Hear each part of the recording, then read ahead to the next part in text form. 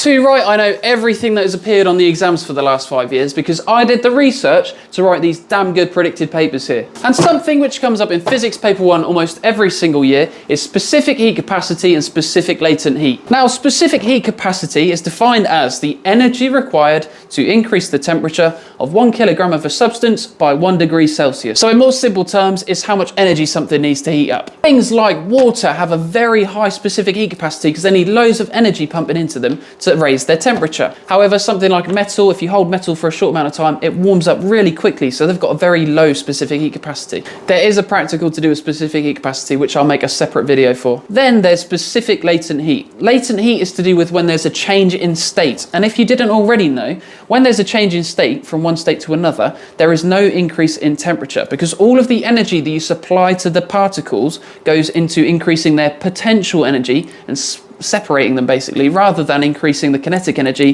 the vibrational energy, which is what temperature is. So during any change of state, temperature remains constant. So there's a different type of energy that we associate with changes in state in particular, and that is specific latent heat. We define that as the energy required to change the state of 1 kilogram of a substance. And there's 2 types of latent heat depending on which change of state we're talking about. So if you're going from solid to liquid, that would be the latent heat of fusion.